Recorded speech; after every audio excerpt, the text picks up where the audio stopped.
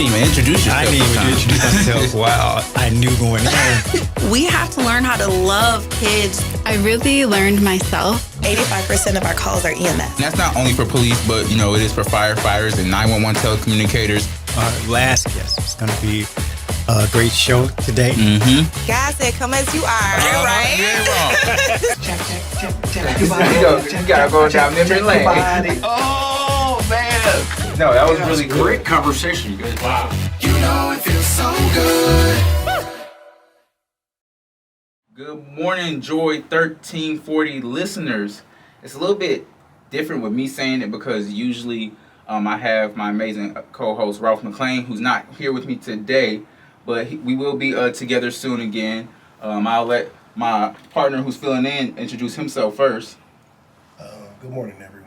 My name is Dominique, Police Officer Dominique Thompson. I go by DT. Yep. And you're a CLO, right? Yeah, Community Liaison Officer from District 7. And for those of you who don't know, what is a CLO or Community Liaison Officer? And basically what we do is we interact with the community with safe and sound, and it's basically building a bridge between the community and the police officers again. That's beautiful. That's exactly what we need. I did exactly what Ralph usually do, and I forgot to introduce myself. So to those of you out there who don't know who I am, my name is Jordan Dickerson. I am one of the recruiters with the City of Milwaukee Fire and Police Commission, and we are back here with episode 24 of The Conversation. 24 is always an amazing number. I mean, for the basketball people out there, that's, Kobe Bean Bryant, so rest in peace. But as we always like to mention, we are hiring for police officers. That is a constant position that we're always hiring for. So if you're someone out there, actually, you know what I want to do? I want you to tell the people why they should, consider joining the police force. The reason why you should join is you actually give back to the community, especially if you're from Milwaukee, because you know how the community is and you grew up in the community. So with you becoming an officer, you can actually give that feedback and that experience from you growing up to the department. So if you're from the city or if you just like doing community work and interacting with people and making a change, fill out the application. Yes, definitely fill out the application. If you ever have any questions, I'm going to give you a number right now that you can always text and ask us questions. The number is 414-519-6190. Again, that's 414-519-6190. That is a live texting number.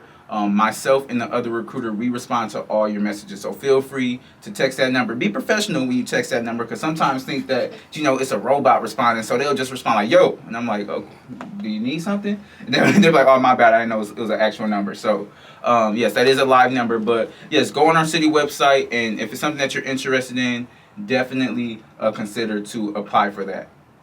But without further ado, I just want to say I am very excited for this episode, for this show. It's been a while since I've actually recorded one of these. I want to say about 3 weeks, and we'll get into that. But everything happens on God's timing. But I'm very excited for this. And the reason why it's going to be a good show when things happen in your life that tries to discourage you and bring you down. And that's kind of what's kind of been going on around in my life for the past couple of weeks before we led up to this episode. That's why I kind of just know that this is going to be a really good one. We have an amazing person here with us today. We have Stephanie. I'm not even going to try to say it. Castillo. There we go. I was going to say it, but I was like, I'm going to mess it up, so it's going to be too bad. But we have Stephanie Castillo here with us. She is the owner, founder, CEO of Vita Jugs. And I just want to say welcome and let you introduce yourself a little bit. Yeah, good morning. So I am Stephanie Castillo. As he mentioned, I am the CEO and founder of Vita Jugs Smoothies. I was born and raised here in Milwaukee. So it's really important that my business is centered here in this community and we get to serve this community. That is amazing. So I have a question. I don't know if it might be a dumb question, but I'm asking. What is Vita? What does that stand for? Well, Vita in Italian means life.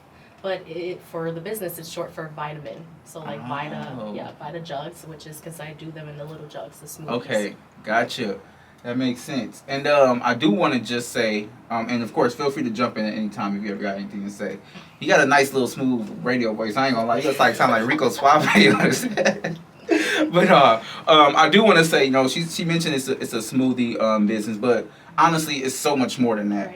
right? Like you do so much more, and I know that wellness is a part of that, and health, and you incorporate spirituality and faith into it also. Talk about that aspect a little bit. Yeah, so when I originally created the business, I had no other purpose for it but to just eat well. And that was in 2020. I remember just selling them during the pandemic, and it kind of just fell through.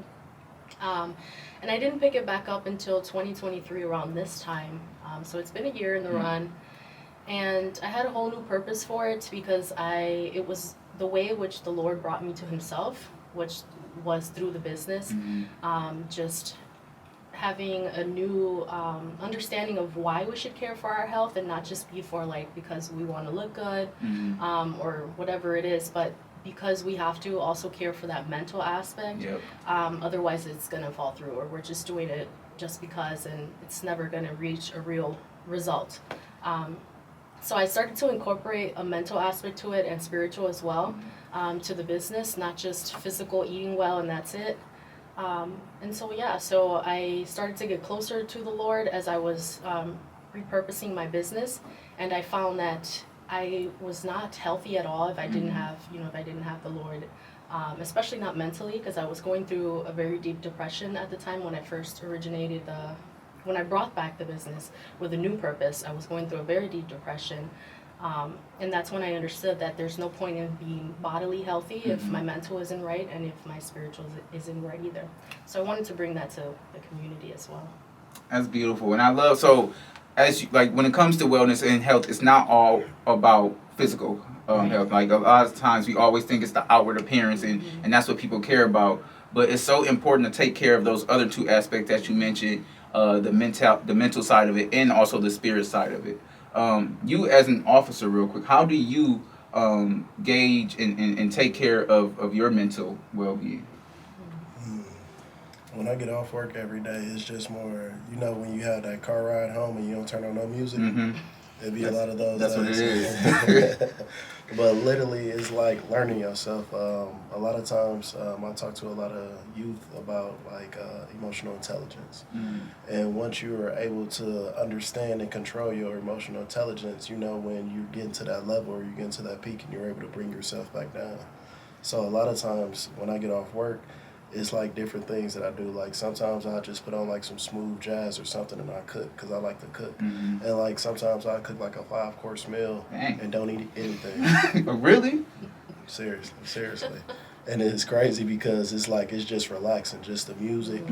Then I got like the little fish tank, you hear the water going, burn some candles. Then it's just relaxing. It's like just the energy. You want that positive energy to actually help your mental health because a lot of people don't understand mental health.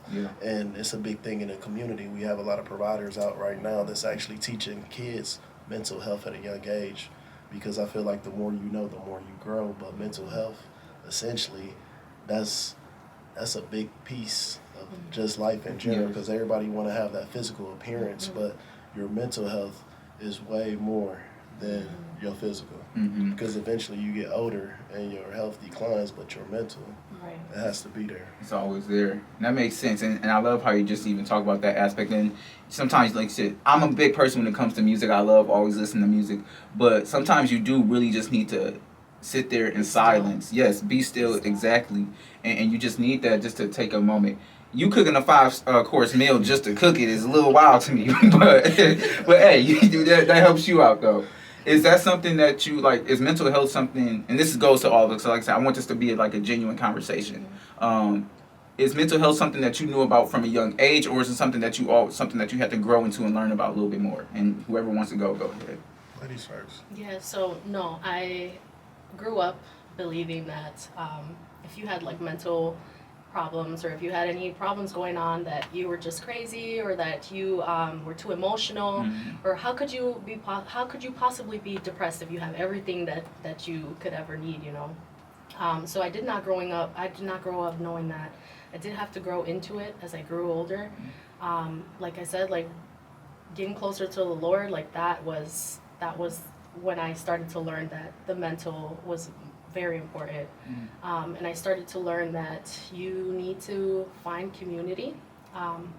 That is like one of the most important aspects to your mental health is to get with other people who are walking in the ways that you wish to walk in, which was very hard for me in the beginning because, like I said, I was depressed. And depression, you put yourself into this isolated state where you just don't want to talk to anyone, or you think you don't need anyone, which is a lie that I had to learn and grow out of and try to reestablish connections with others. Was hard, but I've learned that it was very needed, and it was a big aspect on my growth mentally.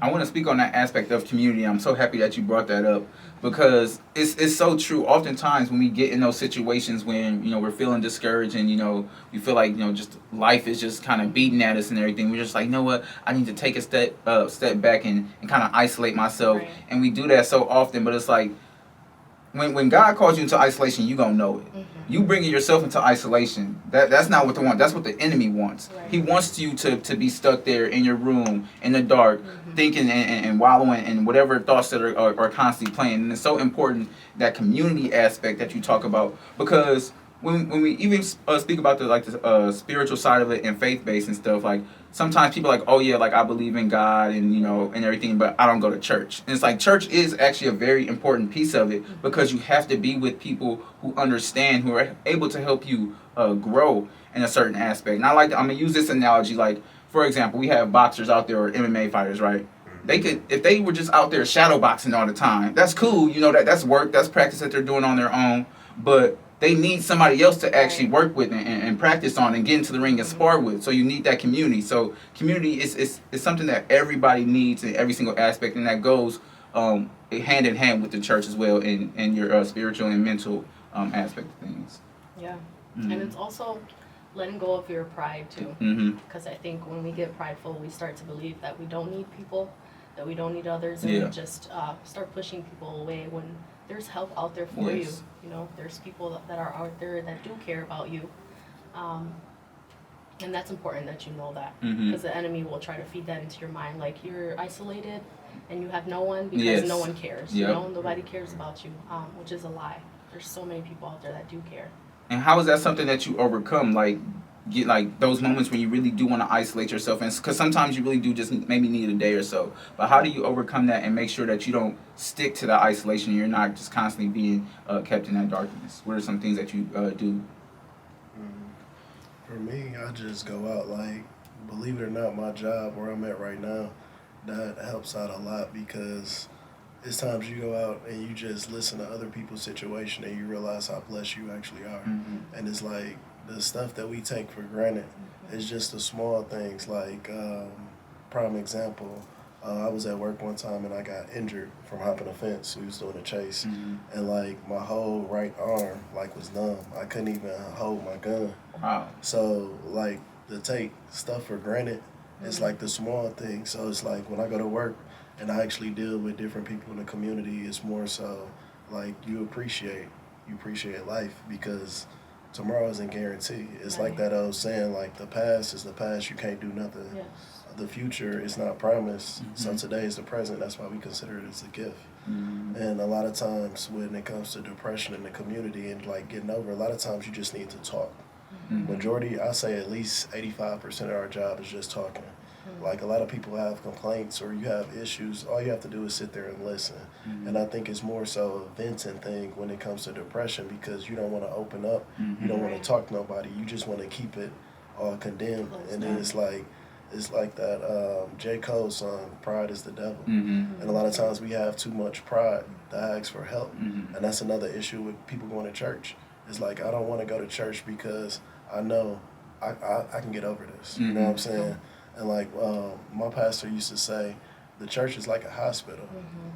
If you know you're sick, you need to go to the hospital. So when you need to get that spiritual, you need to get around the correct people, like you were saying earlier, that community. You need them prayer warriors in your closet at the end of the day.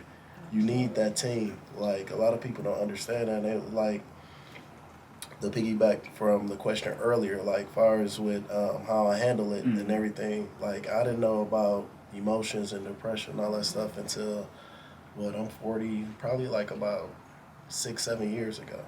And You it's- 40? Yeah, I'm 40. Ain't no way. My bad. Go ahead. But like I used to work in a jail, so I got a background working in a jail. It's just a lot of times when you dealing in that atmosphere, some people treat people different because of their situation. And when you go back to the Bible, you're not in that place to actually judge. So how can you judge somebody and you're not perfect? Right. It's like that old saying, "He who sins cast the first stone." Yep. So a lot of times when you're working in a jail, it's just showing people dignity and respect. It goes a long way. You don't treat nobody no way different due to their situation because it's not your job to judge. And I think a lot of times people don't understand that. And the more that people understand that as a community and we actually come together, we can actually move forward. But a lot of times people, you want to point the finger at the other person, but you don't want to look at your faults. Yes. And like my thing was with me, before I learned a lot of this stuff, I used to get the fingers pointed at me all the time and it'd be like, but I'm not the type of person to go, oh, so I just be like, okay. And then eventually I just start praying. Yeah. Call on my prayer warriors, call on my ancestors. And then the more I became spiritual, a lot of stuff uplifted because it's not my job to fight that battle. Yes. You know what I'm saying? That is so true. And people don't understand that when you're dealing with demons and all that other stuff, it's like it's a negative energy at the end of the day. It want to drain you. Like everybody's on a different vibration level, frequency. So when you have that person that's depressed or they feeling down, it's like that saying, misery loves company. So when somebody else is miserable, they want you to feel the same way. If I'm not feeling good today, everybody I run across today, I'm going to make them feel bad. And once you're able to see it before it happened, you know how to navigate. Yeah. You kill it with kindness. How you doing today? Oh, okay. Oh, I'm sorry to hear that. And you kind of just curve it and keep it moving. But once you learn how to do that, things will be a lot easier. And I like that you mentioned like getting around the right people, because like when you're like, for example, I used to not hang around the right people, and for me to come out of that depressed mental state, I had to get away from those people that I was surrounding myself with. You need those people that will hold you accountable. Like he said, the prayer warriors, the ones who will encourage you in the Lord, the ones that will encourage you on a better path, and that won't just like try to put a cover over your problems, whether it is through like drugs or whatever it is, or try to say like, oh, you don't need no friends, no new friends, you know, that song. Like no. So you need those people to encourage you to do better, to get out of that state, and to hold you accountable, so that you don't keep falling into that mental blockage. That is so true. And it's funny that we even talk about this because I actually had one of my friends, we were having a conversation and she told me how she's been praying. She has a friend and she's been praying for that friend like for a long period of time on their behalf, that just, you know, that they will find Christ. And sure enough, you know, she got that phone call, she got that message that said, oh, I think I found the Lord. And it's like you need those people who's praying for you even when you don't know it. Like you need those people who are going to be there for you in your corner, because like I said, we don't know, we're not there all the time. I don't see what you go through all the time. I don't see what you go through all the time, but I have someone above me who does see what you're going through. So when I feel led by the Spirit to go and pray for my friend, I need to be obedient to that and get into prayer and make sure that I'm praying for those people around me. And with us, it's funny how we even just switched to the spiritual aspect, because I wanted to get into that. So we talked about the mental. Now we're starting to touch on the spiritual aspect. And it's so important to be in tune with the spiritual aspect of yourself and with the Lord. And I say that because, so around 2 weeks, like, so I went on like a 3-week break pretty much from doing this radio show, right? And 2 weeks before that break, I don't know, I just felt it in my spirit, and I was like, I don't know, like I just feel like I need to take a break from this, like a 3-week break. I just genuinely feel like I need to take it. And I was telling my co-host, Ralph Officer McLean, that, and you know, we were having this conversation and trying to figure out how all this is gonna work. And at first I was thinking, okay, like, yeah, maybe I could push through it, maybe I can continue to do it. And then something just kept like feeling, it wasn't sitting right in my spirit. So I made the decision to take that 3-week break. And literally the following week, after I made that decision, I got the call that my biological dad passed away. And I was just like, wow. It's like, and so like my biological dad, I didn't meet him or know him until I was probably around like, in my 20s or so. But it is still a tough situation to kind of navigate and deal with. And it's like, that's why I needed to be obedient and in tune with my Holy Spirit, because he was trying to tell me, and he was trying to let me know, like, yeah, you're going to need some time off for the next couple of weeks. You don't know what's about to happen. Prepare yourself. But I'm trying to let you know right now, be obedient in this moment, because something is about to come and you're going to need some time for yourself. And if you try to do it, and if you try to continue on doing it, it's not going to work out. So be obedient right now and listen and follow your spirit, and make sure that you know, okay, these next 3 weeks, you're not doing it. And sure enough, like I said, I listened. I said, you know what, I'm not doing it these 3 weeks. And then that following week, I get that phone call. And it's like, just imagine if I would have, like, tried to line everything up, still get guests and find the guests for the shows, and continue to follow in that way and not be obedient to the Spirit. So I just want us to talk about, how do you get more in tune with your Holy Spirit, and how do you hear that voice and know the voice of the Holy Spirit more to get in tune with? Yeah, for me, like, being still is important. You have to silence your mind sometimes, because you try to speak for yourself and say that it was God's voice, or you are open to the enemy, because you lead yourself by your emotions. So you need to be still and just listen, obey, like you said, when the Holy Spirit leads you to a stillness or a pause. I've had to learn myself that sometimes when the Holy Spirit, in my understanding, I hear a no, but sometimes it's not no, it's just not yet. Not yet. Yeah, or not now, or like slow down, And there's an importance in that waiting season, and how you spend that waiting season, which is, getting closer to the Lord, reading His Word, and are constantly in prayer. That's how you will get to the final result that He is leading you to. But sometimes it has to be at His pace, obviously, because He has to grow your character before you can even get there. And so I've had to learn that the hard way. But I've been learning to just listen when I need to listen, and not try to continue to push for something and allow, just God to lead. Yeah. And that waiting period is so tough, but I feel like you have something to say too. Yeah, with me, it's more so intuition. Like, it's just something in me to be like, don't do that, or wait. And a lot of times at first, like, it's certain days I be off, and some just say sit in the house for the whole day, and I be like, I'm gonna maybe. Then it's like you do something small, like take out the trash, and like you stump your toe or something. I told you so. Okay. So it's more so like that intuition. Like I can feel it a lot. I have it on the job all the time. It's important. So it's like more so that intuition, and it's like you can hear them talk, but sometimes you second guess yourself to something. Yeah. Did I really just hear that? Right. But you can hear it, and it's like just following, because it's like when it's your time and it's something He wants you to do, doors are just open, and you'll be like, how did this happen? Like, literally, He'll open up everything for you. It's like I always refer to different songs and movies, but He might not come when you want Him, but He'll be on time. Yes. And it's like, a lot of times for me, it's just that intuition. Just He telling you what to do. It's, it's either you're going to listen or not. If you don't listen, you're going to stay at that same level. You're going to keep going through the same situation until you actually listen. Yeah, because you'll sit down and wonder, like, dang, God, like, why am I continuing to having to deal with this lesson? He's sitting there like, well, because you ain't learned it yet.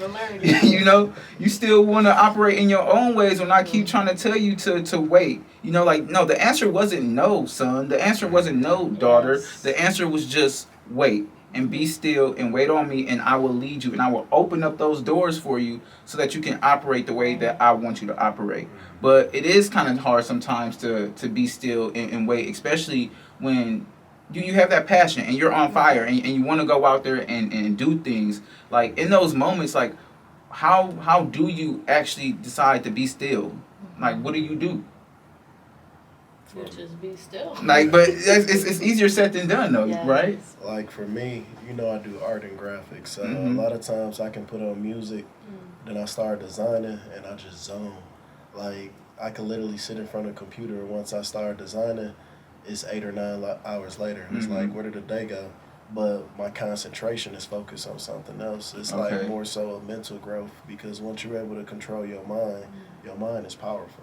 And it's like you have to set your mind before you actually do it. Mm-hmm. Like anything I done, like far as with community wise, it's like you put it on paper first, Mm-hmm.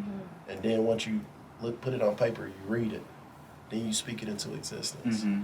And people don't understand when you speak something into the universe, like your words in your mind is powerful. It'll Mm-hmm. happen. Just putting it on paper and keep saying it over and over, and when it happened, you sit there and you're looking like, I can't believe this actually happened, but you made it happen, and it's like, it's more so a mental state for me. Wow. Yeah, for me too, I like to just go to God's promises and His Word Mm-hmm. and just be still and knowing that He's going to fulfill those promises to us because we are His children and He has the best plans for us. Because, like His Word says, I have plans for you that are for good and not for evil. You know, that will give you a future. And so I just have to constantly remind myself that, like, He is faithful. He will provide. Yes. He will lead the way. You know, He will do what He has to do. And sometimes when things don't go the way that I want them to, it's sometimes it's just a protection from Him. That because I obviously don't know the outcome. I don't know. He knows. You know. And I just have to stay rooted in that because something isn't going my way, it could just be a protection from the Lord. And Yes. just continue to remind yourself that. I like that. So it's almost like when you're called to be still, go back into that memory bank and kind of remind yourself of God's promises, and also with you get into some of those hobbies that you like to do. And it's funny how we're almost coming towards the end of the show, and then now we're gonna touch really quick on the physical aspect of it. But it's funny because the physical aspect of it is really like. They're all important, but it's like we can't focus so much on the physical aspect, because it's a very small piece of it, right? So, and that would be my thing on ways that I can remain still. Sometimes just I'll get into the gym, but it's important, like how you said that we need to make sure that our mental is taken care of, our spiritual is taken care of, and then focus on the body. And make sure that you're focusing on the body in the right way and understanding that. There is no certain look on what it looks like to be healthy, right? I could be skinny and still be very unhealthy, right? I do want to give you some time just to kind of, give your shout outs, let people know where they can find you at.